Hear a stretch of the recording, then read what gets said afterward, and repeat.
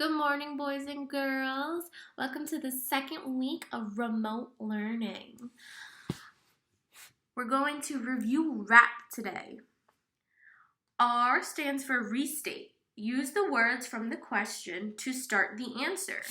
So that means whatever words that are in the question, you're going to use it to begin your answer. If it says, "Why do you like the color blue?" You're going to start off with, "I like the color blue because."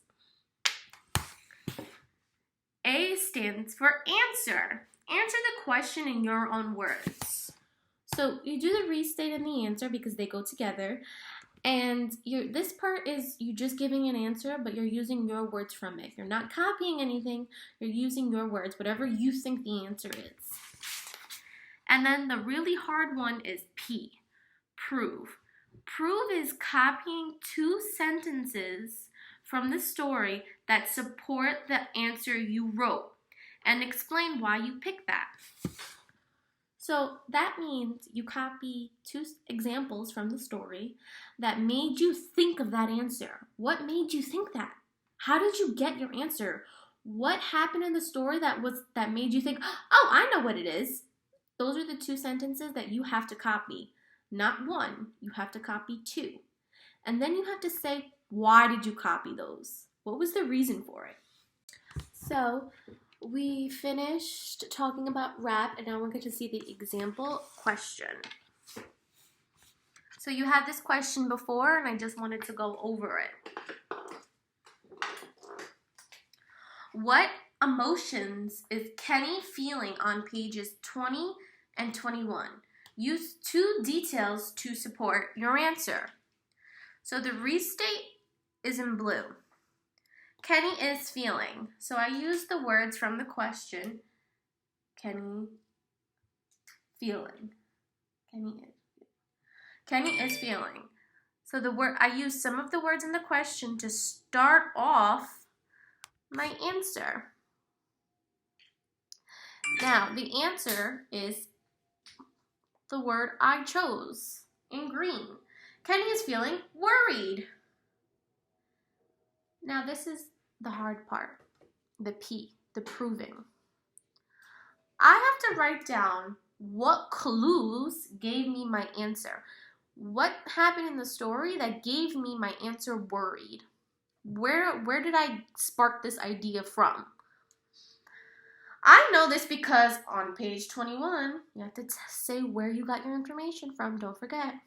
It said, "I held my breath." I put it in quotes because I copied it. This shows, don't forget, we always have to explain our quotes. And we could start off by saying, "This shows" or "this proves." This shows he is so worried he cannot breathe. On page 21, it also said, "I knew I made a mistake." I quoted it again, and then I put "this shows" and I explained it again. This shows that his mistake worried him. So this is an example of a complete RAP. I restated, I answered in my own words, and I proved with details from the text. Zooming in so you can see. And you can read it really fast. Okay. So now that we spoke about RAP, because like I said, I just wanted to give you guys a little refresher on it since we have been out of school and you haven't heard me say it a million times in the classroom like I do. Even though I'm saying it on here all the time. So I'm going to start reading. And we are on the next chapter. I couldn't believe it. The door opened in the middle of math class, and the principal pushed the older, raggedy kid in. Mrs. Cordell said, "Boys and girls, we have a new student in our class starting today. His name is Rufus Fry. Now, I know all of you will help make Rufus feel welcomed, won't you?" Someone sniggled. "Good. Rufus, say hello to your new classmates, please." He didn't smile or wave or anything. He just looked down and said real quiet, Hi. A couple of girls thought he was cute because they said, "Hi, Rufus. Why don't you sit next to Kenny and he can help you catch up with what we're doing?" Mrs. Cordell said. I couldn't believe it. I wanted my personal savior to be as far away from me as I could get. I knew when you had two people who were going to get teased a lot and they were close together, people didn't choose one of them to tease. They picked both of them. And instead of picking on them the normal amount, they picked on them twice as much. Mrs. Cordell pushed the new kid over to the empty seat next to me. "Kenny, show Rufus where we are in the book." I watched the new kid sideways. He said, "Kenny, I thought they said your name was Poindexter." The class cracked up, part from his country style of talking and part from laughing at me. I could tell that even Mrs. Cordell was fighting not to break out laughing. Though he was looking friendly when he said this, I kind of knew it had to be teasing, because whoever heard of anybody's mama giving them the name like Poindexter?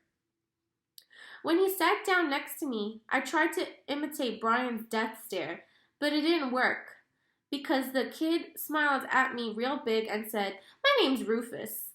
"What are we doing?"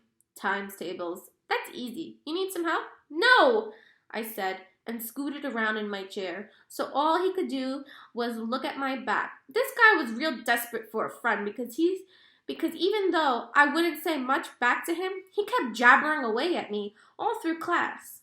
When lunchtime came, he followed me outside right to the part of the playground where I sit to eat. He forgot about bringing a lunch, so I gave him one of Mama's throat-choking peanut butter sandwiches and let him eat the last half of my apple. He really was a strange kid. He only ate half the sandwich and folded the rest up in wax paper, and when I handed him the apple, he even ate the spots where you could see my teeth had been. He didn't even wipe the slob off first. And man, the kid could really talk. He was yakking a mile a minute, saying stuff like, "Your mama sure can make a good peanut butter sandwich. And how come these kids are so darn mean?" Then he said something that made me get all funny and nervous inside. "How come your eyes ain't looking in the same way?" I looked to see if maybe this was the start of some teasing, but he looked like he really wanted to know. He wasn't staring at me either. He was kind of looking down and kicking the dirt with his raggedy shoes. It's a lazy eye. He stopped kicking dirt and said, "Don't it hurt?" "No." He said, "Oh," then kicked a little more dirt and hollered out, "Oh boy, look at how fat that there is. What? You don't see that squirrel?" he asked me and pointed up at a tree across the street. "That sure is one fat, dumb squirrel." I looked at the squirrel. It didn't look fat or dumb to me. It was a regular old squirrel sitting on a branch. So, we finished reading the 3 pages. You're going to continue reading the next 3 pages. And don't forget to do rap. Have a great day, boys and girls.